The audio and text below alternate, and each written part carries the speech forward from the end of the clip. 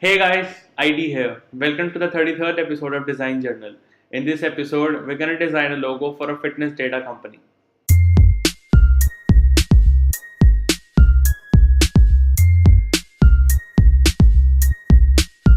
So as you can see on your screen, this is the 27th design brief that was sent to me by 30logos.com, and it's from Corey Davis. And so what they have is a company which, as you can read, is they work directly with the NFL and get real-time health data from the athletes during games and practices. Every player wears a Fitbit, and everything from their heart to their speeds gets sent to our app. So the users of the app are basically nutritionists and scientists, but they also have fans using the app for just cool data. So this is what they do. One of the things that's different with this brief is that they don't have a name for the company, and it happens, like they want to have a name that relates to the customers and everyone is able to get the idea of what the company does. And so they're asking me to make a name for them as well. So for assignments for this one is we have to first think of a name, and then we have to make a logo for the company. And so let's get into it. Okay, so I'm just going to show you how I did it. So as usual, I started in my sketchbook, right? So I just wrote some words, that I feel like, were related to what we're doing. So let's say it's data, it's health, Fitbit, or athlete, or sports, football, So I just wanted to, combine some of those words into something that's smart and actually able to convey the things that we want to convey. So so the name I was thinking about was Fitball Data. So because fit is like related to health and fitness, and then when you read Fitball, you automatically start thinking about football because of the similarities in the words. So I think it would be a smart play on it, and I was thinking Fitball Data, but then I crossed that like data. I don't know that this will be so much like a longer name, so I wanted to keep it small. So the name of the company that I gave was Fitball. I don't know how good of a name that is. You guys can let me know. So after that, I started sketching some ideas. Started with the health part thing, and then with the data, and then football. I don't know. I was drawing the soccer football, the football that we have, but now we have to make the American footballs, right? The ones like this. So then I thought like we can arrange these two like this, and that could also correlate as a heart, and then it's also related to sport, so conveying the message football. So that's the gist of it. So let's now see what I made. Yes, so I started off by making this sort of shape. Because I wanted to round the corners and then make the football shape, right? If I did it on a square, it just didn't look as good as this one.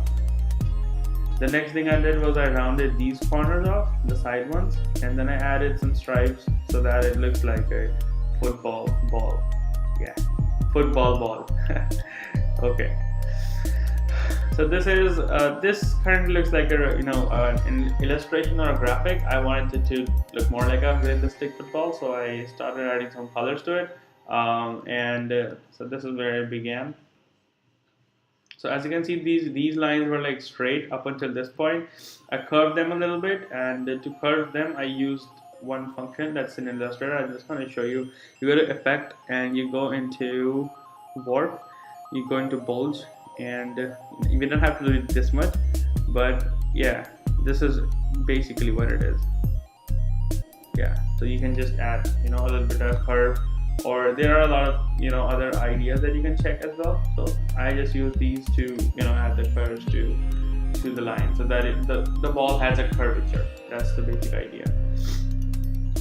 And so so this is one of the football that I made. Now, as we had in the sketch, you have to make two balls, and in sort of a formation that also forms a heart.